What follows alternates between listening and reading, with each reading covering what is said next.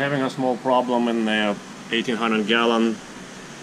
As you can see, this Amur catfish, Silurus azotus, has been rasped by one of our Synodontis, I think Synodontis eupterus. Synodontis has done this before to various other fish. They have done it to bullheads. They can do it to channel catfish. They can do it to iridescent shark catfish. Pretty much any catfish that just lays around and is so primitive that it doesn't respond to being rasped. The Synodontis take advantage of that and do that. So this is not from one time. This is from this is a buildup of the many days and weeks of rasping.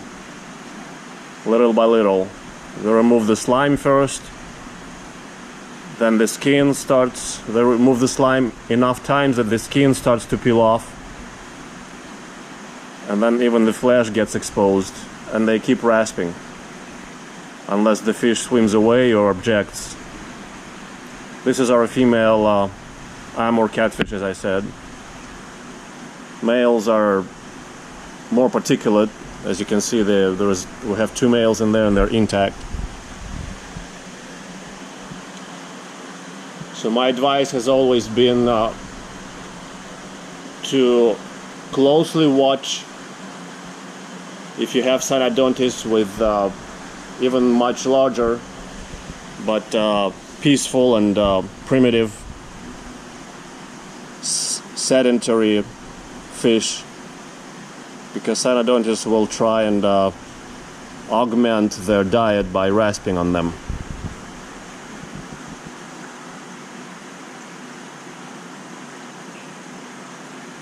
Again, what I listed in our experience was this Amur catfish, bullheads, channels, and iridescent shark catfish. We caught eupterus and also hybrid Synodontis do this to them. Never caught Decorus or other types of Synodontis. I have never caught doing that. But those 2 big ones, the hybrid, the most common hybrid, called various silly names like valentiana or zebra or leopard, whatever, as well as the eupterus.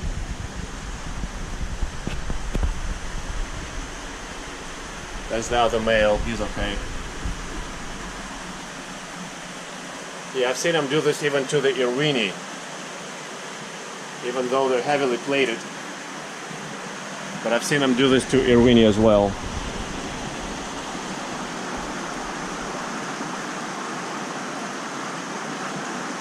I don't know how well you can see it, but on the back wall there is a big hybrid, a small hybrid, and 2 Synodontis eupterus. That's them doing it.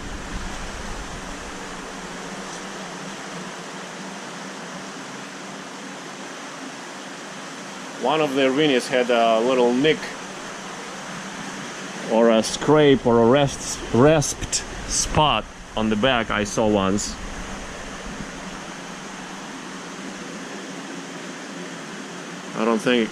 I think it healed. I don't see on any of them anymore. We have 1 big one and 5 smaller males. The big one is the female.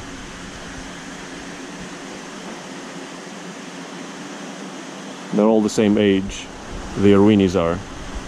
Yeah, I think the irwini healed, so it either Synodontis stopped or irwini objected, swam away or turned away.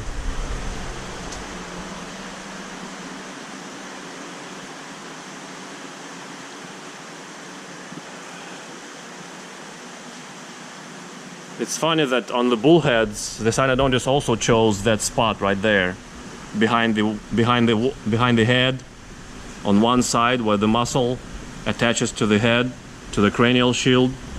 Thick muscle, I guess it's a soft and muscular spot that they choose. Iridescent sharks, they can rasp all over. Now, Synodontis have a history of being controversial, especially the large growing, most common Synodontis eupterus, and the common hybrid called valentiana, zebra or jaguar, or other names, made up names. I have a small collection of links describing cases of problems with Synodontis eupterus. It's well known that these Synodontis are not good for small community fish, and oftentimes they can fight between each other, but then there are times when they do not. So that's the toughest case, when you cannot predict what's going to happen. It seems like in about 3/4, 75% or 90% cases, eupterus plays nice. I'm talking about overall, over all of our peers, keeping Synodontis eupterus. But then you never know when a problem can arise. That's the problem, the unpredictability. So these links describe different cases of issues with Synodontis eupterus, killing smaller fish. This link describes Synodontis eupterus killing a bichir, or more than one bichir, Polypterus. Then I personally came across two more cases to the one I'm describing here with the Amur catfish. The same Synodontis eupterus and the hybrid of ours have rasped our snail bullheads. So this is one snail bullhead after I rehomed it. So that's the doing of the Synodontis. And that's the other one. We had a snail bullhead pair in the 1,800-gallon tank, and that's what they did to them. I mean, it wasn't immediate, and it was kind of out of the blue, because they've been cohabiting okay in that 1,800-gallon for a year, or at least 8 or 10 months before this problem started. And then the worst case I ever had of Synodontis eupterus and hybrid causing trouble was with this iridescent shark catfish right here. This is a big iridescent shark catfish, 30-inch, long, about 7 years old. And here, this is in 4,500-gallon tank. This is one of the Synodontis. In the tank, there were 4 of them. That's another one right here. I don't know if you can make it out. Little eupterus. And you can see other iridescent shark catfish like this one, and there is 4 others. This one, 4 others that when Synodontis would approach them, not like chase them, but when iridescent shark catfish is swimming by a Synodontis, some Synodontis would approach it, and those other 4 would swim away rather quickly. I mean, not wanting anything to do with the Synodontis. And Synodontis would not pursue them. They just took advantage of iridescent shark catfish swimming by. But when this big one was swimming by, and at the time the autopsy revealed it was full of eggs, for some reason or other, it didn't run away from the Synodontis. And the Synodontis would rasp its slime off of it every now and then, just a little bit. And then one day when I was for 3 days away, and I didn't feed the tank as much as I used to, the big iridescent shark let the Synodontis rasp it so bad that the whole top and a bit of the sides were affected by it. And at first it didn't look so bad, because when it happens, the skin just changes color a little bit. It becomes paler, and it's pale for a day or two, but then it starts rotting away. I mean, the Synodontis didn't damage the skin. I think they only sucked off the slime, but I can't be certain. And then the skin starts necrotizing pretty much and falling off. So that's what happened to this iridescent shark catfish. I took it out immediately and put it in a different tank, and in the different tank the skin was necrotizing. I'm going to show you briefly what happened. If you're squeamish, don't look. It looks terrible. But just to prove that it really happened, here is the shot of the iridescent shark catfish a couple of days before it died. This is 2 weeks difference. This is 2 weeks before. What I just showed you is 2 weeks after. So that's my story about Synodontis, that you have to be careful. Again, there were 4 other iridescent shark catfish, and all of them were in the same tank for, I think, a year and a half, with only slight occasional problems with the Synodontis trying to approach and rasp iridescent shark catfish. In only this one, not any other. So it really came out of the blue, and in retrospect I could not really predict it and separate them, but now I watch for it, and whenever I house a pangasiid catfish, iridescent shark or others with Synodontis, I always am wary of this happening and always on the look. I have increased the feeding of the little pellets that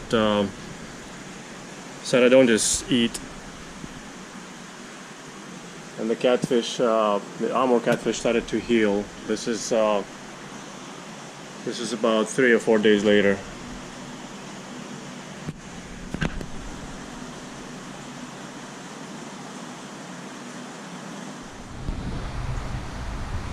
Three weeks, getting better.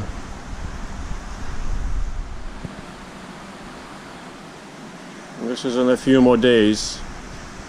It's vastly better. This is after about a couple of weeks. Catfish heal very fast, amazingly fast.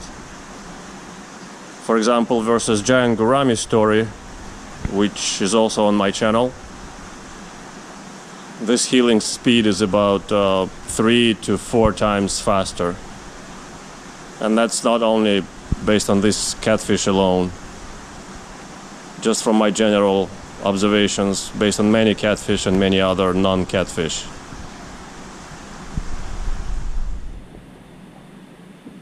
The Synodontis eupterus wouldn't let go.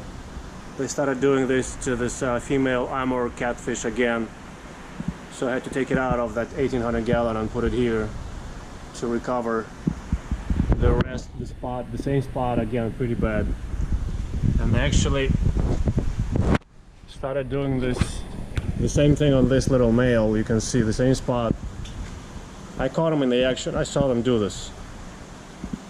So I was thinking whether to remove Synodontis or to remove Amur catfish. This male is okay for now. Only this one is starting to get affected. So I'm gonna have to take it out. If it gets any worse, I'm gonna have to take him out. But I was thinking whether to take out the Synodontis or the Amur catfish, and I decided to do the Amur for now. Yeah, those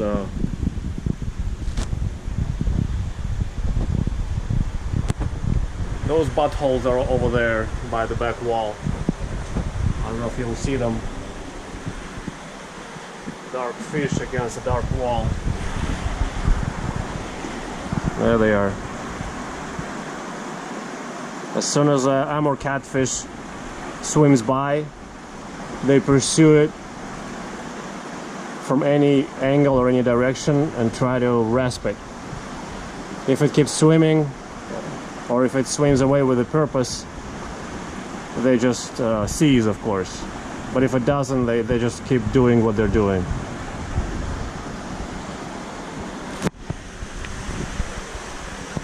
So This is a problem for me for now. Not a big problem. I think Amur catfish can do okay in this 240 gallon. It's a bit bare for them, but they don't care. I think they don't hide much. The poor thing. Anyhow, that's my update. This is only 5 days later.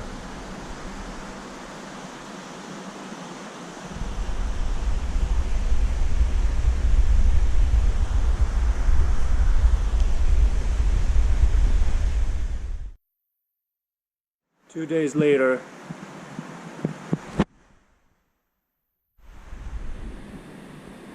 This is about overall 2 weeks later, and it looks pretty healed up. Just a tiny white spot left.